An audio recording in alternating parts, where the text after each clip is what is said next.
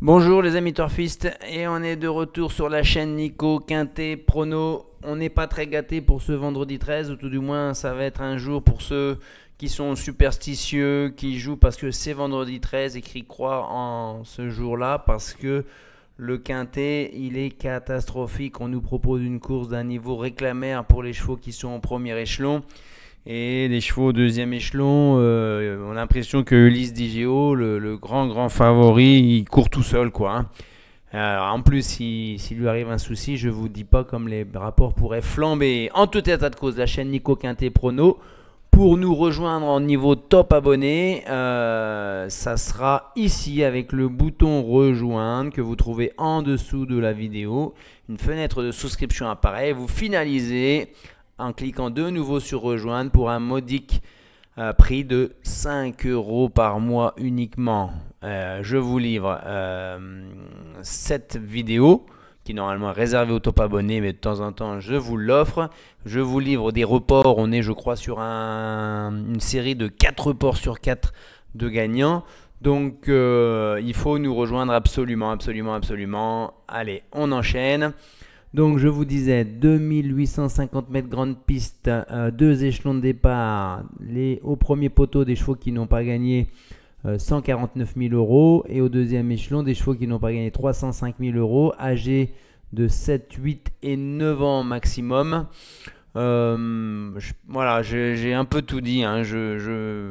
Vous allez voir la suite, regardez. Les rapports peuvent être tout dans un sens ou dans l'autre, c'est-à-dire qu'ils ont autant de probabilité de faire moins de 100 €, le quintet plus des ordres, que plus de 1000 €, plus de 500 €. Vous voyez, on ne sait pas sur quel pied danser. On voit que le premier favori, comme d'habitude, c'est dans les 3 ou nulle part. Ulysse Digeo, il est quand même assez solide, hein. Le deuxième favori, c'est classique. La présence du premier et du deuxième favori, c'est du classique aussi. Et j'irai jusqu'au bout, au moins un cheval plus de 7e favori. Dans le tiercé, c'est 1 fois sur 2. Donc, et dans le quintet, c'est 3 fois sur 4. Donc on va en dessous de la ligne rouge chercher 1 ou 2 chevaux pour espérer qu'ils viennent pimenter les rapports.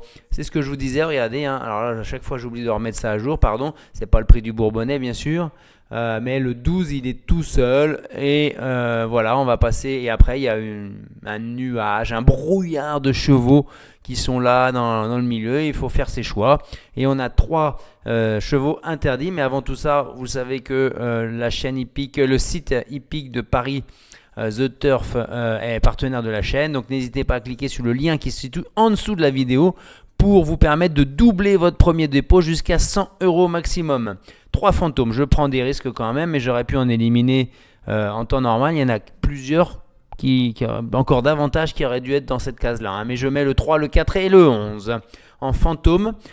Le béton Ulysse Digeo, il est tout seul, hein. Il est en grande forme, il vient de gagner un quintet, il fait toutes ses courses, la ferrure, elle est impeccable. La drive, Jean-William Alais, il a toujours beaucoup de plaisir à driver un cheval qui court pour la famille, on va dire. Et c'est vraiment des circonstances qui vont lui permettre d'aller au bout et de l'emporter si possible. Ensuite, un béton, donc c'est un indice de confiance assez élevé quand même, un 4 sur 5, hein. Le copain pour finir dans les 5 premiers. Alors là, je vais être assez original avec ce 14 Galadcrène. Moi, je l'ai vu courir tout au long de l'été, notamment dans le Trophée Vert. Des lots bien plus relevés. Il partait au début en tête, et après il est rendé 25 mètres. Mais c'est un cheval, s'il perd pas trop de temps au départ, il va finir vite en faisant se ramener si possible. Il déférait des 4. Certes, Vincennes, c'est pas là où il est le plus à l'aise. Il a une seule victoire. Il a que 30% de réussite sur les parcours de 1700 grandes pistes. Mais franchement, il est pas déclassé non plus. Il n'a pas de marge. S'il se fait ramener, il va en doubler plus d'un, et je ne le vois pas sortir du quintet, hein. Ensuite, le coquin du quintet, un bel cote. Est-ce qu'on peut parler de coquin quand on sait que ça va être la drive de Eric Raffin? Certes, il est au 25 mètres, le moins riche, donc le moins bien engagé. Mais quand on voit ce qu'on nous propose au premier échelon, on se dit, faut aller chercher au deuxième échelon. Moi, c'est ce que j'ai fait, hein. Vous allez le voir, hein. J'ai pris les plus jeunes, entre guillemets, et le premier échelon et le deuxième échelon, hein. Voilà, donc Gablou Pariset, Moi, je m'attends à 15, 17 contre 1, pas plus. Hein. La déception, ça pourrait être le 7 honneur du CB qui n'a pas gagné athlé depuis 2020. Il a eu 2 places de 3e à l'athlé depuis novembre 2021. Voilà. Le pari, donc on y va, le jeu combiné, on y va avec Ulysse Digéo, donc hein. Le 14, Gala de Crène, on en a parlé. Ensuite, on enchaîne avec History Magique, c'est peut-être la meilleure chance au premier échelon. Il y a, comment dire, elle a couru dans des lots, dans des bons lots à Vincennes au mois de mai, au mois de juin. Elle fait plutôt toutes ses courses ces temps-ci, des ferrés des 4, cheval de train, piètre débouleur. Piètre débouleuse donc, mais elle va revenir faire l'effort dans la montée, ça la dérange pas. Donc on peut la mettre à meilleure chance du premier échelon. Ensuite on repart au deuxième échelon avec Gablou Parisienne, notre coquin. Hein.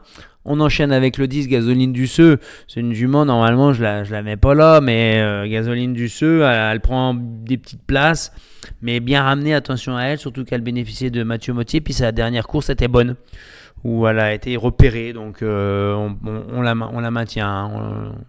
Ensuite, le 8, deuxième cheval du premier échelon, Forrest Gump 7. Ça ne sera pas non plus une grosse cote, malgré ce qu'il mériterait, parce qu'il y a JMB, alors qu'il est quasiment disqualifié une fois sur 2, et beaucoup moins expérimenté, corde à gauche. Et c'est l'un des moins jeunes, il est des plus vieux, il a 9 ans. Hein. Donc voilà, hein. Un peu je le mets, mais par défaut quand même. Hein. Et ensuite on finit par Gloire du Perche, qui vient de se rappeler à notre bon souvenir en remportant une victoire sur 2100 grande piste. C'était un peu là où elle est le mieux. Elle en fait une de temps en temps. Grande piste sur les parcours de tenue, c'est 6 sur 11, hein, donc, et 4 sur 6 même si c'est plaqué des intérieurs et déféré des postérieurs, comme ça sera le cas. Un record de 12,9 qui peut lui permettre de faire même mieux. Hein. Si vous la voyez plus haute, on peut la mettre plus haute, mais... Bon, moi, elle est pas, c'est pas, bon, bref, voilà, comprenez ce que je veux dire. Autant Ulysse Digéo, ok, Gloire du Perche, deuxième favori de la presse, je tique un peu. Donc du coup, on met Frenchy Berry, hein, j'ai oublié le petit Y ici. Frenchy Berry, le numéro 5, par contre, c'est le bon numéro. En regret avec Rochard, hein. Il peut bien faire en s'élançant en tête. Hein. Voilà, j'ai hésité, mais c'est un regret. Il porte bien son nom. Même si, bon, je veux dire, on va pas s'enflammer demain. Hein, il y aura mieux ce week-end, samedi, dimanche. Il y aura des reports également. Donc, garde ton pèse, comme on dit, pour d'autres échéances plus intéressantes. Voilà, les amis. On se retrouve très bientôt pour d'autres vidéos, d'autres posts. Abonnez-vous et préparez toutes les notifications sur la chaîne YouTube, hein, pour avoir les posts également. À très bientôt.